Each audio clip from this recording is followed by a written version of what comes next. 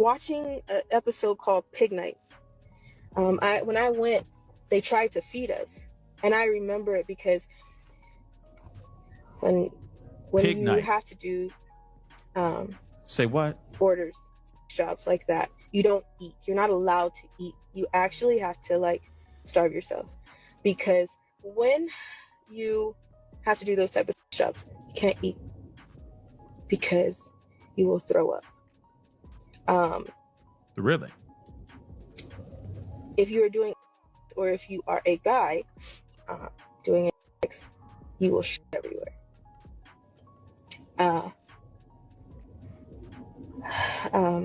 Oh boy. When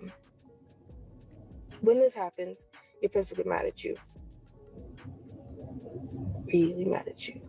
And if that is a fetish for someone, they use that to their advantage. So if you throw up on someone, you will have to eat it.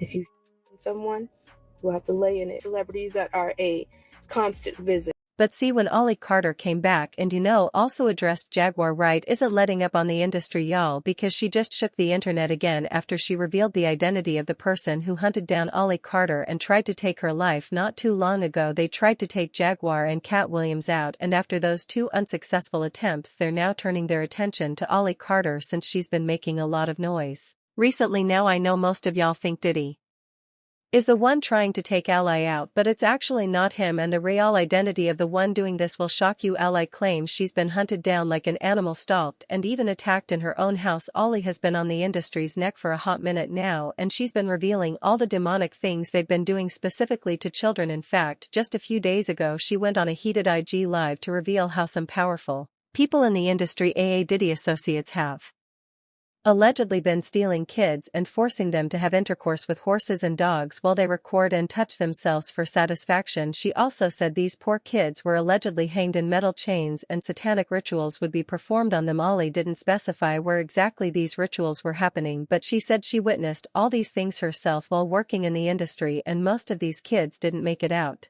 alive, and the few ones who did definitely didn't come out the same as before. But right now I think a lot of people are not ready for someone to tell you that there are 3-4-year-olds that people take pride in sticking bars of children. I don't think people are going to be able to stomach the fact that people tie 2, 3, 4, 5-year-old children to horse staples and have horses and dogs them, and then they get off on that. I don't think people are going to be able to stomach the fact that people hang children upside down in satanic ritual abuse meetings, and they literally hang them literally by metal prongs. They hang them to get blood dripping out of them, and people go up under like you're under a rainfall to take their blood. There are situations that I don't think people are ready for. We're not touching the seriousness of trafficking like the videos that I've made, the videos that I've started to make. This is not even touching this is the gist of, and I think so many people are quick to raise a sign and say adrenochrome, but you don't know what it means, and you don't know why it's such a thing, why it's such a strong thing in tracking, and what makes it so strong. What you know that they're drinking children's blood, but you don't know what they're doing to those children to make their blood strong enough to cause something to flip your system in order to keep you in the fountain of youth. No one believes that because it sounds like an unreal horror Disney movie that someone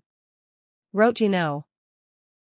What I'm saying, it kind of is. And in case you're wondering whose kids were being used for this mess and why no missing kids have been reported, well, it's because most of them were shipped into the United States from poor third world countries. If y'all remember, one of the charges he was arrested on was human. Most people also think he was making them freak off, but allegedly these bizarre rituals were part of it too. And if you think all that was crazy, wait till you hear the other crazy things Ally has had to see in the industry and what she had to say about it not too long ago. She also spilled major tea about how Diddy used to allegedly have these wild freak-offs where he brought in underage boys and girls, but get this, y'all, the boys actually had a harder time than the girls because apparently they weren't allowed to eat anything until the freak-off was over. The reason they weren't allowed to eat was because Diddy didn't want them throwing up or having to douche while they were getting bent over by his associates. But here's the thing though, y'all, some of his associates allegedly had a douche fetish, so these associates would handpick a few boys, and these boys would be made to do things that would cause them to have some kind of diarrhea so that they would end up pooing during the freak off, and as if that wasn't bad enough, they would make these boys lay in their poo and record it. Watching an episode called Pig Night. When I went,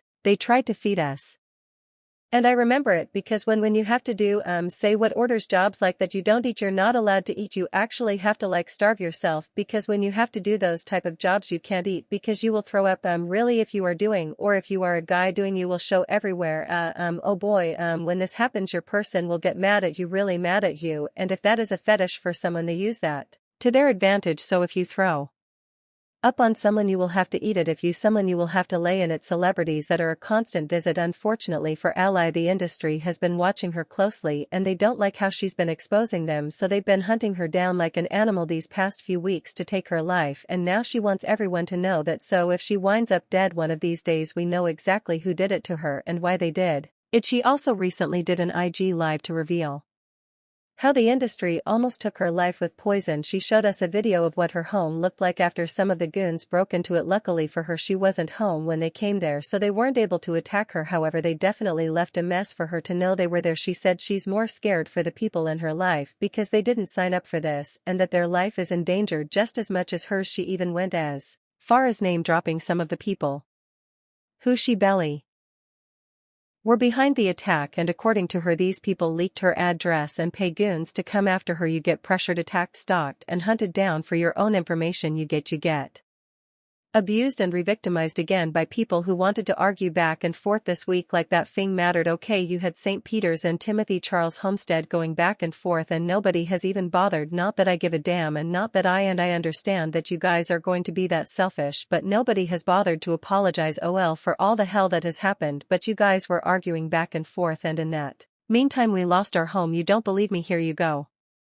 What once was a full house, we were still paying rent on our house. What we were doing this whole time was moving everything because our house is gone. Our house is gone. This is the speaking out. What was our beautiful 3-bedroom roommaker home on 21225 Standing Rock Avenue, because everybody has the address, because organizations that were attached to Mark Sawyer and many other organizations decided to put out the address, my license plate to one of my cars, and many others. So here you go. You can had it right, because this is what happens when you speak out. This is what happens when you tell all the truth. This is what happens when you decided to stand up for the children, and when you understand that survivors don't just get to do a seminar, and when you understand that survivors don't just get to just be and then and show up somewhere and talk and monetize everything that they're saying. When you realize that underscore then you will understand. Look at the tactics and pay attention. I'm still not asking you for a damn thing but to wake up. I'm not asking you for a damn thing but just to get outside. I don't give a damn about money, numbers on my platforms. You can have all of it. You took everything. The only thing that I give about right now is the fact that there is a baby in the way. There's babies in the way. There are people that I love that I can't get out